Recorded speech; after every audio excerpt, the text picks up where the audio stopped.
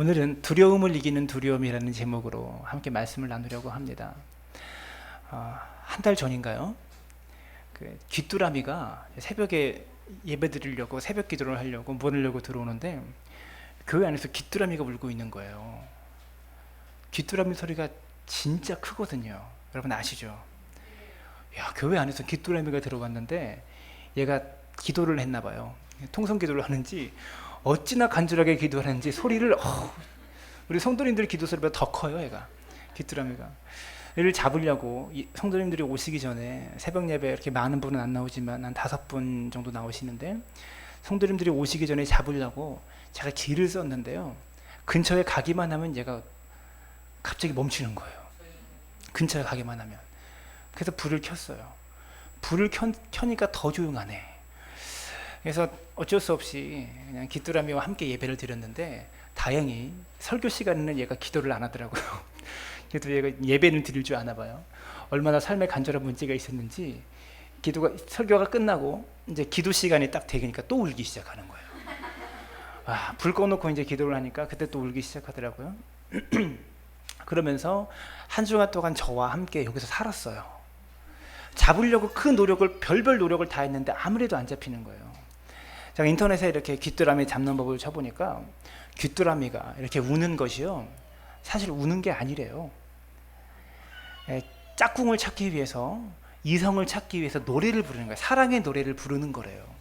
근데 우리는 어떻게 표현합니까? 운다라고 말하잖아요.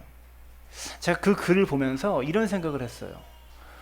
귀뚜라미가 보통 12시간을 운대요. 10시간에서 12시간을 우는데 12시간 동안 얘가 운다면 얼마나 힘들까?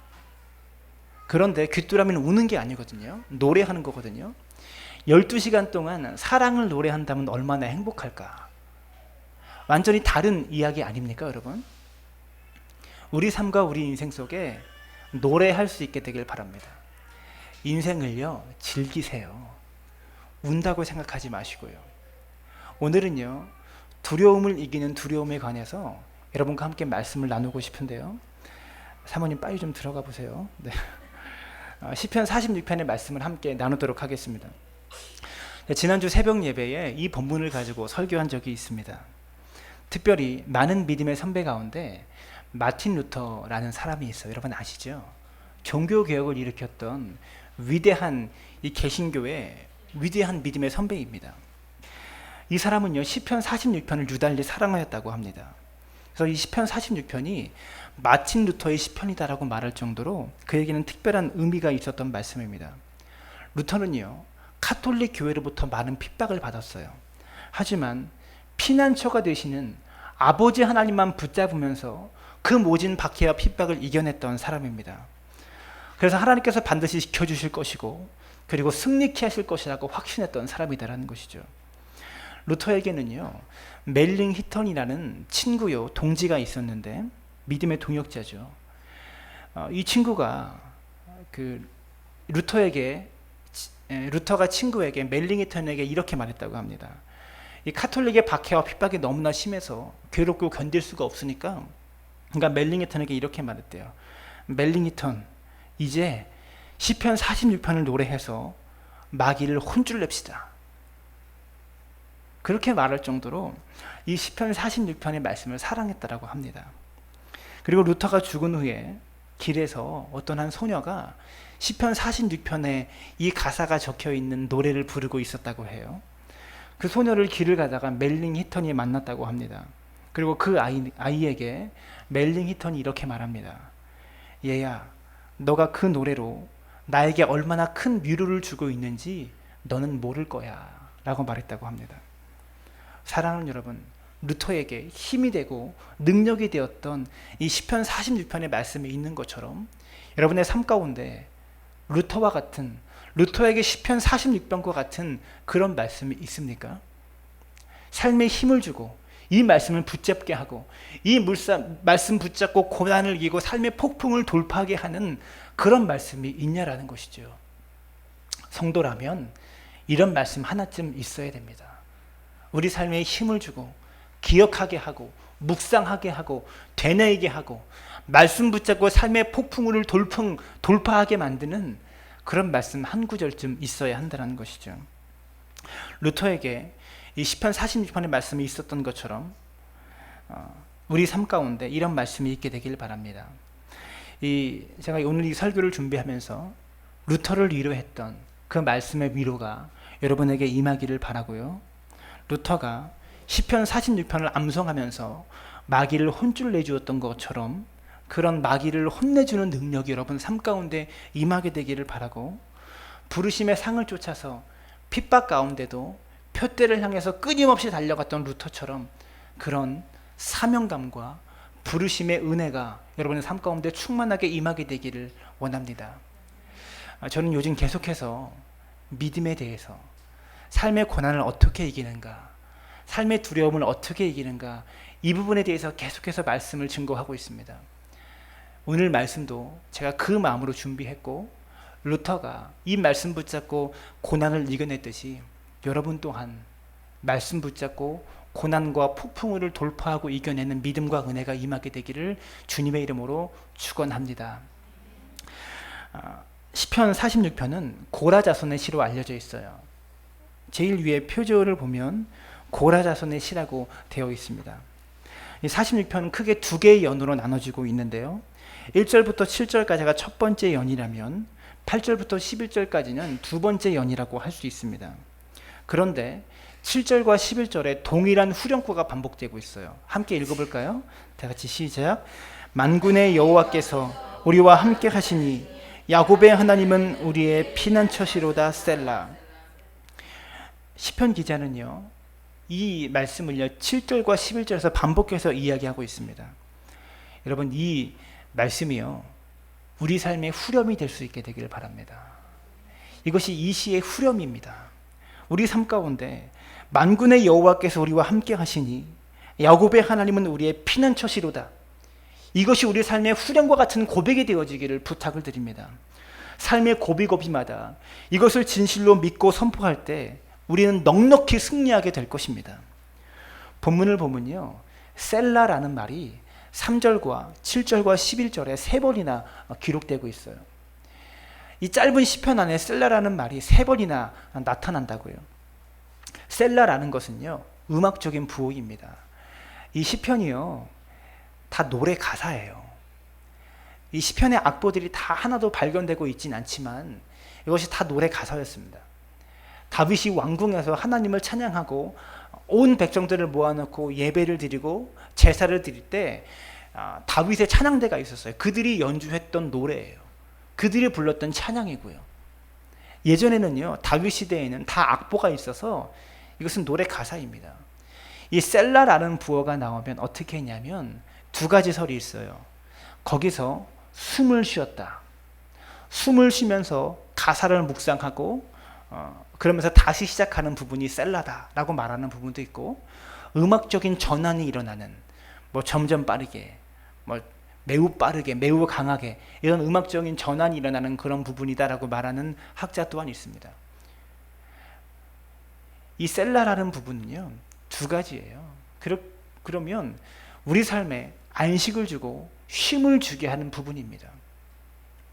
열심히 노래를 부르다가 이 셀라가 나오면 숨을 쉬거나 음악의 역전이 일어나고 전환이 일어나게 된다는 것이죠.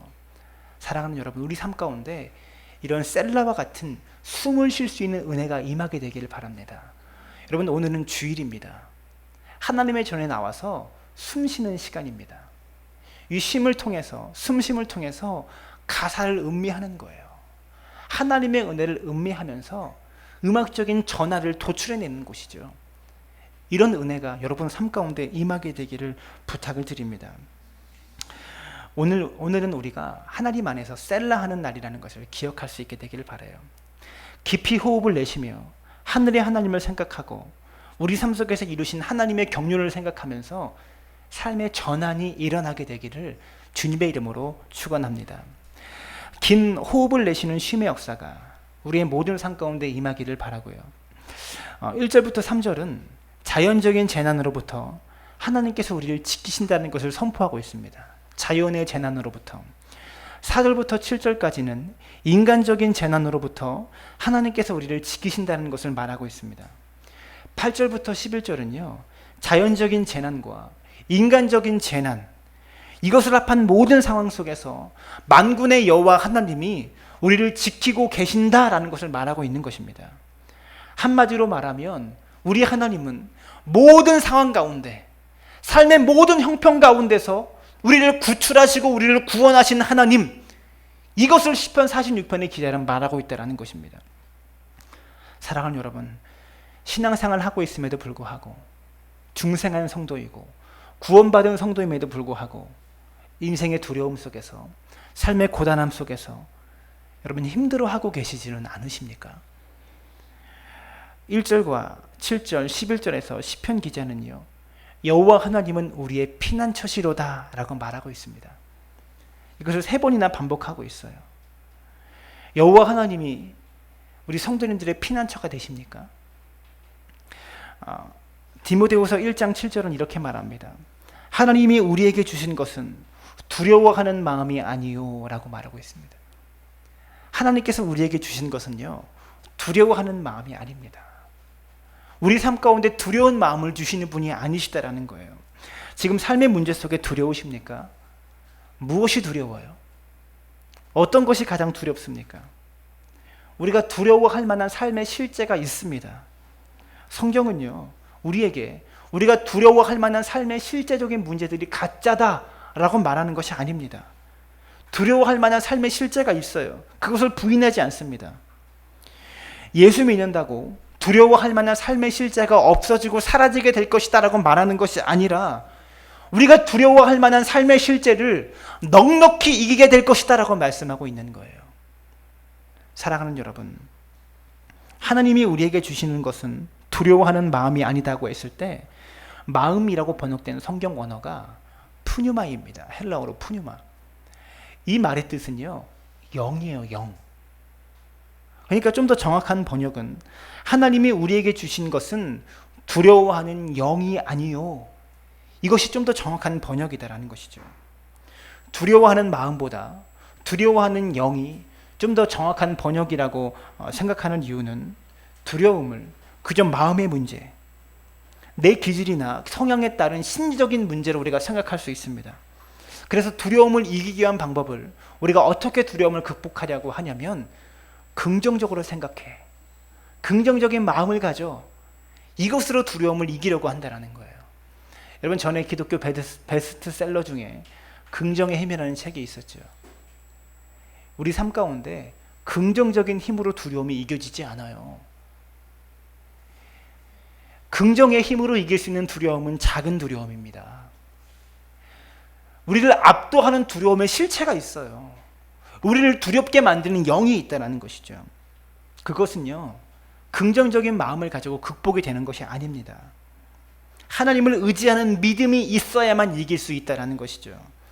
사랑하는 여러분, 하나님은요, 우리의 모든 삶 가운데 우리의 피난처가 되십니다. 여러분 믿으세요? 네, 아멘을 좀 크게 해주시기 바라요. 여러분 믿으시죠?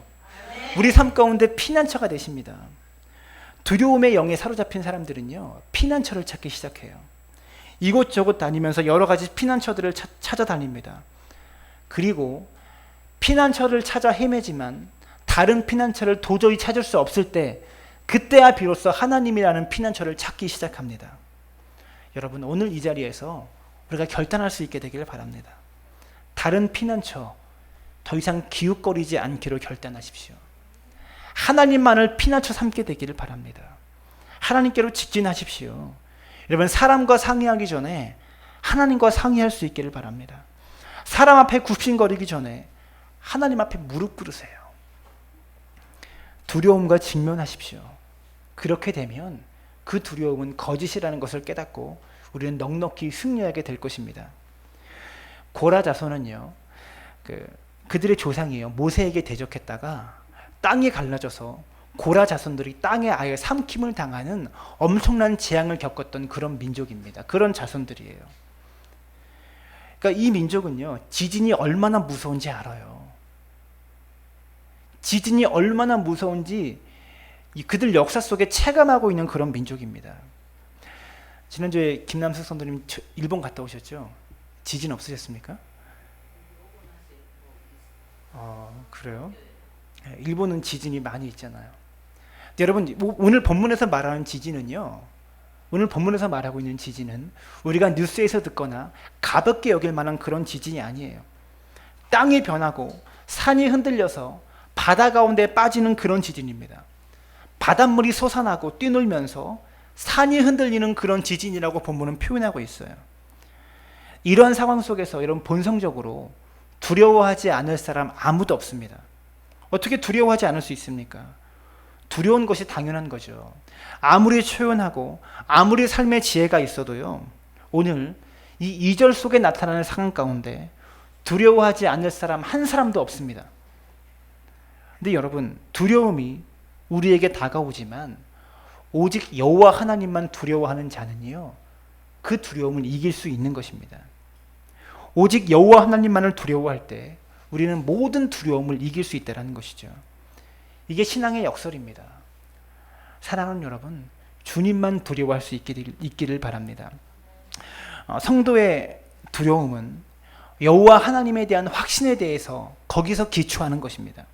본문 2절을 보시면 그러므로라고 말하고 있어요. 그러므로 1절에 하나님은 우리의 피난처시요 힘이시니 환난 중에 만날 큰 도움이시라 라고 말하면서 그러므로 이렇게 말하고 있어요. 성도의 담대함은요, 그러므로에 기초하는 것입니다. 로마서 12장 1절을 보시면 그러므로가 연결되면서 분위기가 전환되고 있습니다. 이는 만물이 주에게서 나오고 주로 말미암고 주께로 돌아감이라. 그에게 영광이 세세히 있을지어다. 그러므로 형제들아, 내가 하나님의 모든 자비하심으로 너희를 권하노니 너희 몸을 하나님이 기뻐하시는 거룩한 산 제물로 드리라. 갈라디아서 5장 1절은 그리스도께서 우리를 자유롭게 하시려고 자유를 주셨으니 그러므로 굳건하게 서서 다시는 종의 멍에를 매지 말라. 에베소서 4장 1절은 그러므로 주 안에서 갇힌 너희를 권하노니 너희가 부르심을 받은 일에 합당하게 행하여 라고 말하고 있습니다. 성도들은요, 그러므로를 생각하는 사람이에요. 하나님께서 우리를 위해서 무엇을 하셨는지를 생각하고 그러므로 내가 주님을 위해서 할 일을 찾는 사람입니다. 여러분에게 그러므로의 신앙이 있게 되기를 바랍니다.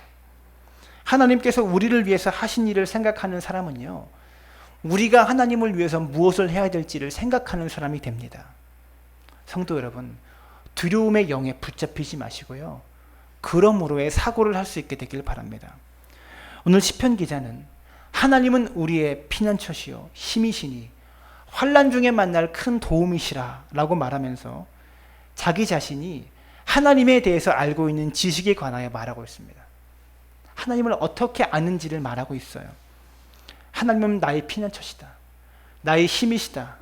환난 중에 만날 나의 도움이시다. 내가 알고 있는 하나님을 말하고 있다는 거예요. 이 지식은요, 신학이 아닙니다. 학문이 아니에요. 신앙입니다. 신앙이라는 거예요. 하나님에 대해서 무미건조하게 지식적으로 말하는 것이 아니라 하나님을 만난 체험을 가지고 말하고 있는 것입니다.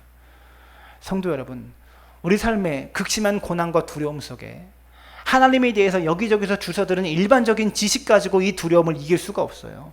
그 상황 돌파하지 못해요. 하나님께서 누구신지를 아는 지식이 아니라 하나님이 나에게 누구신지, 나에게 어떠한 분인지 아는 지식이 있어야 두려움을 극복할 수 있다는 거예요. 그래야 어떠한 삶의 형편에 처하든지 극복할 수 있게 되는 것이고 그 일을 통해서 하나님께서 영광 받으시는 것입니다. 하나님에 대해서 여러분, 나에게 어떠한 분인지 경험할 수 있게 되기를 바랍니다. 추상적으로 하나님을 아는 것으로는요, 우리의 삶의 문제를 극복할 수 없습니다. 전문 용어로 이것을 무엇이라고 합니까? 간증이라고 하는 거예요. 하나님 때문에 회복된, 하나님 때문에 일어난, 하나님 때문에 변화된 삶의 간증이 있어야 돼요. 그래야 하나님이 나에게 어떠한 분인지를 알 수 있게 됩니다. 여러분, 우리 삶의 복의 출발은 어디에 있을까요? 하나님을 잘 아는 것이 복의 출발입니다. 하나님이 나에게 어떠한 분인지를 아는 것이 우리 삶의 축복의 출발이다라는 것이죠. 그래야 어떠한 삶의 형편에 처하든지 극복할 수 있게 되는 것이고 그 일을 통해서 하나님께서 영광을 받으시게 되는 것입니다. 여호수아서 1장 8절은 이렇게 말합니다. 이 율법책을 내 입에서 떠나지 말게 하며 주야로 그것을 묵상하여 그 안에 기록된 대로 다 지켜 행하라. 그리하면 내 길이 평탄하게 될 것이며 내가 형통하리라. 성도의 형통함은요, 하나님의 말씀을 주야로 묵상하는 데서 출발하는 것입니다. 묵상이 무엇입니까? 읽고 지나가는 것이 아니에요. 되새김질을 말하는 거예요. 소가 여물을 되새김질하듯이 말씀을 늘 되뇌이며 되새김질하면서 그렇게 말씀을 가까이 하고 늘 묵상하는 것을 말하는 것입니다. 여러분, 복 받고 싶으십니까? 네, 저는 우리 성도님들이 복을 많이 받았으면 좋겠어요. 부자가 좀 많이 나왔으면 좋겠습니다. 이것이 제 바람입니다. 다만 하늘이 주는, 하나님이 주시는 신령한 복, 하늘의 신령한 복, 이거 받기를 원해요. 환경이 갖다줘 주고 환경이 빼앗아 버리는 그런 천박한 복이 아니라 어떠한 환경에서든지 세상에 줄 수 없고 세상에 감히 빼앗을 수도 없는 그런 복 받게 되기를 바랍니다. 이 복은요, 여호와의 말씀을 주야로 묵상하는 데서 출발하는 것입니다. 예레미야 애가 3장 24절의 말씀을 함께 보겠습니다. 예레미야 애가 3장 24절 다 같이 읽습니다. 시작. 내 심령에 이르기를 여호와는 나의 기업이시니 그러므로 내가 그를 바라리라 하도다. 여러분, 여기서 내 심령에 이르기를, 이 부분이요, 영어 성경으로 I say to myself 이렇게 되어 있더라고요. 이 말은 무엇입니까? 내 심령에 myself, 내가 말한다. 내 심령에 내가 이르기를 여호와는 나의 기업이시니 그러므로 내가 그를 바라리라. 여러분, 여러분의 심령에 스스로 말하세요. 여호와는 나의 기업이시다. 그러므로 나는 여호와만을 바라본다. 내 심령에 내 스스로 말할 수 있어야 됩니다. 여러분, 신앙은요, 참으로 중요한 것입니다. 신실한 청교도 목회자였던 리차드 백스터 목사님이 독백의 중요성에 대해서 강조하면서 자기 자신에게 말할 것을 성도들에게 가르쳤다고 합니다. 이렇게 말해요. 진지하게 그대의 마음에 설교하십시오. 그리고 불이 타오르는 것을 느낄 때까지 독백으로 그것을 간절하게 훈계하고 호소하십시오. 설교를 여러분 스스로가 여러분의 영혼에게 말하라는 거예요. 그리고 이 말씀이 여러분의 가슴속에 불이 타오르는 것을 느낄 때까지 독백으로 스스로 간절하게, 그리고 스스로에게 훈계하고 호소하라고 그렇게 가르쳤다라는 것이죠. 사랑하는 여러분, 설교자는요, 목사는 강단에서 하나님의 말씀을 담대하게 전해야 될 책임이 제게 있습니다. 이것이 목사에게 가장 중요한 책임입니다. 하지만 목사의 설교만으로는 안 돼요. 여러분 스스로에게 독백하는 것이 필요합니다. 여러분의 심령 속에 스스로 설교하는 훈련들이 필요하다는 것이죠. 내 심령에 뭐라고 말해야 합니까? 여러분의 심령에 뭐라고 외쳐야 됩니까? 저를 한번 따라 하시죠. 하나님은 우리의 피난처시오, 힘이시오, 환난 중에 만날 큰 도움이시라. 이것을 자기 자신에게 계속해서 설교해야 되는 거예요. 가슴속에 불이 타오를 때까지 스스로에게 계속해서 훈계하고 호소해야 되는 것입니다. 이 메시지를요, 내 영혼이 들어야 되는 것이죠. 자기를 말씀으로 깨닫게 하고 각성시켜야 됩니다. 마치 다른 사람 대하는 것처럼 내 영혼에 대해서 훈계하십시오. 내 자식에게 혼내는 것처럼 내 영혼을 그렇게 훈계할 수 있기를 바랍니다. 그래서 하나님의 뜻으로 되돌아가라고 자꾸 내 영혼에게 명령해야 되는 것입니다. 여러분, 주변에 친구 많으시죠? 친구 사귀다가 믿는 도끼에 발등 지켜본 적 없으십니까? 여러분, 친구는 소중한 것입니다. 소중한 것이에요. 성도 간에 아름다운 친구 많이 사귀세요. 그런데요, 그 친구도 내 옆에 없을 때가 있습니다. 그리고 내 옆에 있어봐야 큰 도움이 안 될 때가 있어요. 남편과 아내가 서로에게 큰 힘이 되고 도움이 되지만 정말 어려울 때 옆에 있을 수 있습니까? 쉽게 말하면 죽음의 강을 같이 건널 수 있습니까? 그럴 수 없는 거죠. 내 옆에 항상 있을 수 있는 사람 없고 옆에 항상 있어서 도움을 줄 수 있는 사람 아무도 없습니다. 그러나 하나님은 세상 끝날까지 내가 너와 함께 하리라 이렇게 말씀하시는 분이세요. 세상 끝날까지 너와 함께 하겠다, 너의 친구가 되겠다라고 말씀하시는 분이시라는 것입니다. 하나님은 모든 상황 속에서 우리를 건지시는 나의 하나님이심을 믿을 수 있게 되길 바랍니다.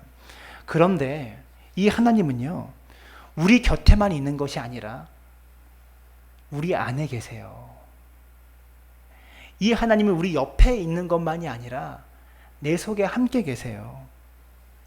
내가 내 안에, 내가 내 안에 이렇게 말씀하시면서 성전 안에 거하셨던 하나님이 여러분의 영혼 안에, 여러분의 심령 안에 거하신다라고 말씀하시는 것입니다. 하나님의 은혜가 압도하면 우리 삶을 압도하는 두려움의 실제를 우리가 이길 수 있는 것입니다. 여러분이 가지고 있는 교양이, 긍정적인 사고방식이, 심리적인 견고함이 우리 삶을 압도하는 두려움의 실제를 이겨낼 수가 없어요. 우리 안에 있는 그리스도의 은혜가 두려움을 이길 수가 있는 것입니다. 빌립보서 4장 6절과 7절은 이렇게 말합니다. 아무것도 염려하지 말고 다만 모든 일에 기도와 간구로 너희 구할 것을 감사함으로 하나님께 아뢰라. 그리하면 모든 지각에 뛰어난 하나님의 평강이 그리스도 예수 안에서 너희 마음과 생각을 지키시리라.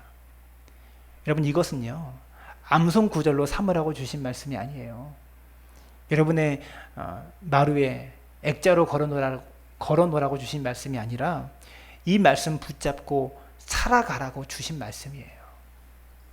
빌립보서는요 사도 바울이 감옥에 갇혀 있을 때 쓴 책입니다. 그런 편지예요. 그리고 빌립보 교인들도 박해 때문에 죽어가고 있었어요. 핍박당해서 순교하고 있었던 그런 상황이었습니다. 그런데 바울이요 염려하지 말고도 아닙니다. 아무것도 염려하지 말고, 그리스어는요 헬라어는요 강조하는 단어를 앞에 놓습니다. 염려하지 말고보다 아무것도를 더 강조하고 있는 거예요. 아무것도 염려하지 말고 말하고 있는 거예요. 여러분, 어떻게 염려하지 않을 수가 있습니까? 지금 감옥에 있는데, 박해와 핍박으로 인해서 그리스도인들이 목이 잘려나가면서 죽고 있는데 어떻게 아무것도 염려하지 않을 수 있습니까? 바울이 빌립보 교인들이 겪고 있는 삶의 문제를 몰라서 이렇게 말했겠습니까? 아닙니다. 바울은 잘 알고 있었어요. 바울은 빌립보 교인들의 상황을 모르기 때문에 이렇게 말한 것이 아니라 모든 상황이 하나님의 주권 아래에 있고 하나님의 주권적인 통치 아래에 있음을 믿고 있었기 때문에 아무것도 염려하지 말아라 이렇게 담대히 말할 수 있는 것입니다. 성도 여러분, 모든 것이요 하나님의 주권적인 통치 아래에 있습니다. 이 하나님의 주권 믿을 수 있게 되기를 바랍니다. 모든 지각에 뛰어난, 우리의 생각과 우리의 지식으로 이해할 수 없고 우리의 지식을 훨씬 뛰어넘는 하나님의 평강이 우리를 지키게 되는 것입니다. 하나님과 평화를 맺으면 하나님의 평화가 우리를 지켜주는 것입니다. 그리고 하나님과 평화한 것이 모든 문제를 해결합니다. 로마서 8장 35절은 이렇게 말합니다. 누가 우리를 그리스도의 사랑에서 끊으리요? 환난이나 곤고나 박해나 기근이나 적신이나 위험이나 칼이랴. 사도 바울은요 삶의 위협을 주는 7가지 위험에 대해서 말하고 있습니다. 우리가 겪는 두려움은요 다 여기 7가지 안에 들어가 있습니다. 근데 바울은 되묻고 있어요. 적신이나 위험이나 칼 따위랴. 그것이 우리에게 두려움을 가져다 줄 수 있느냐? 그것이 우리를 넘어뜨릴 수 있느냐라고 되묻고 있어요. 그러면서 3장 37절에 이렇게 말합니다. 그러나 이 모든 일에 우리를 사랑하시는 이로 말미암아 우리가 넉넉히 이기느니라.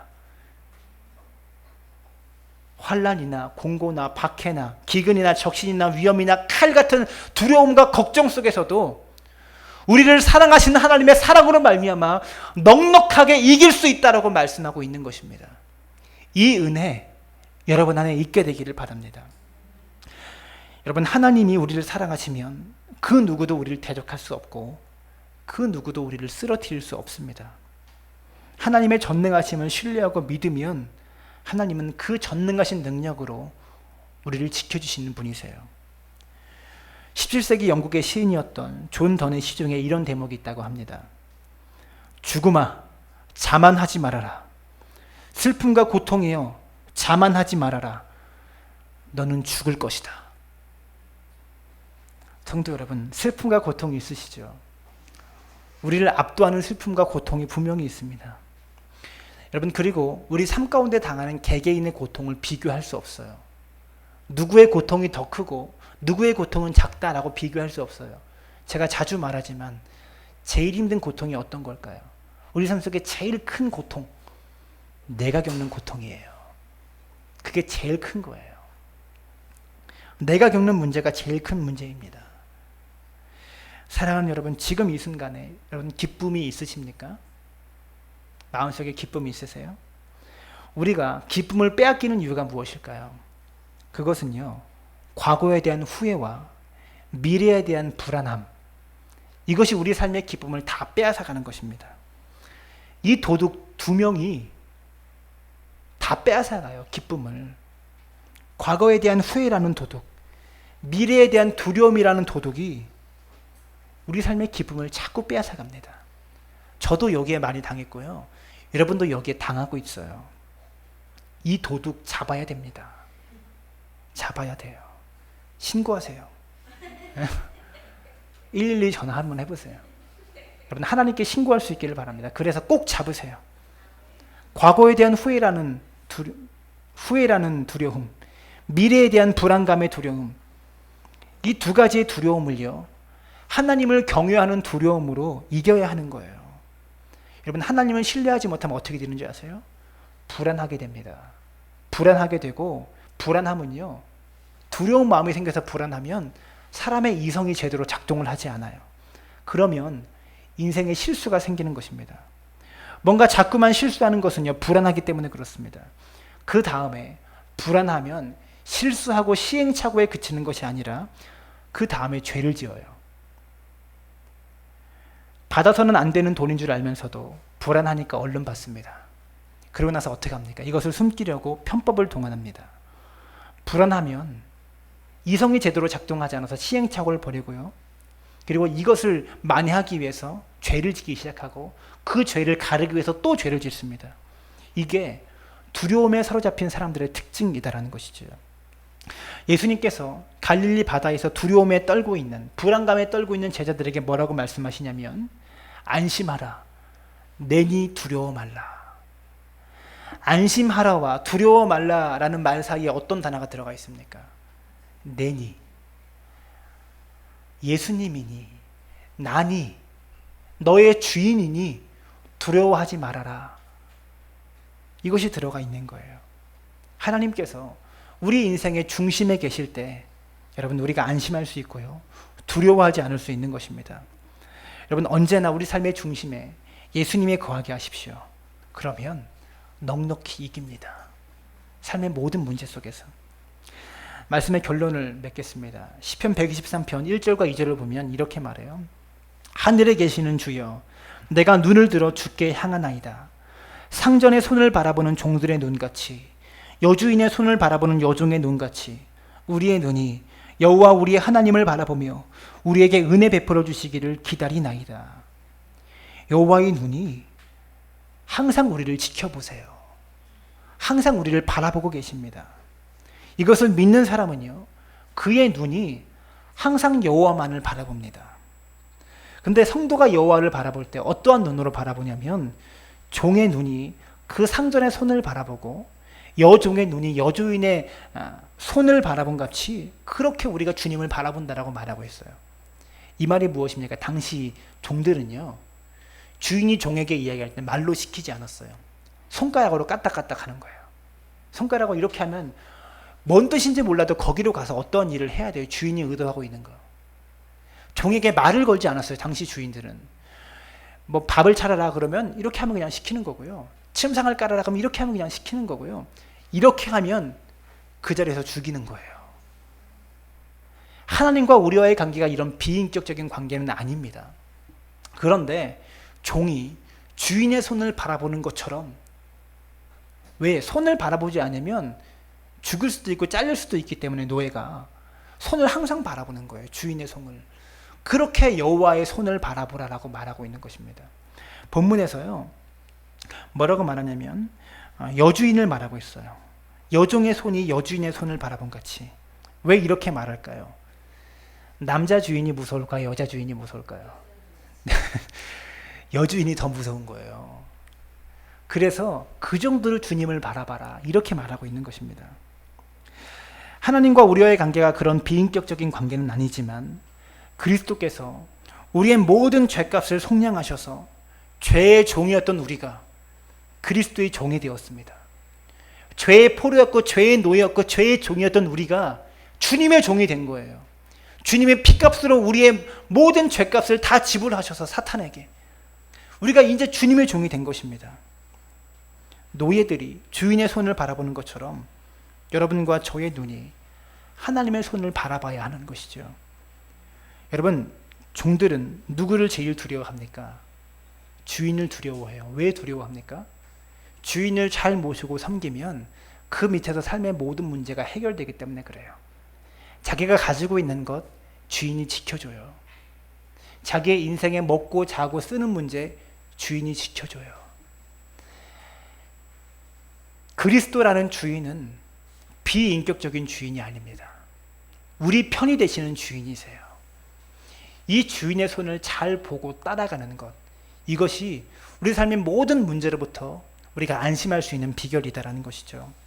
이런 말이 있습니다. 아무것도 두렵지 않을 때까지 하나님만 두려워하십시오. 이 말은 무엇입니까? 하나님만 두려워하면 아무것도 두렵지 않다는 거예요. 이 정도로 하나님을 주인으로 잘 섬기고 모시라는 것이죠. 사랑하는 여러분, 우리가 하나님만 두려워하기 위해서는 우리가 하나님의 종이 되어야 합니다. 여러분, 함께 고백해 볼까요? 나는 하나님의 종입니다. 이 마음이 있어야 돼요. 주님, 저는 아무것도 아닙니다. 주님, 저를 사용하시옵소서. 저를 써주시옵소서. 이 마음으로 사셔야 돼요. 하나님이 나의 주인이라고 고백하고, 그리고 하나님이 주인 된 성도는 아무것도 빼앗길 것이 없습니다. 그래서 두려워하지 않을 수 있는 거예요. 사랑하는 여러분, 우리 삶 가운데 찾아오는 모든 두려움을 하나님만 경유하는 두려움으로 이길 수 있기를 바랍니다.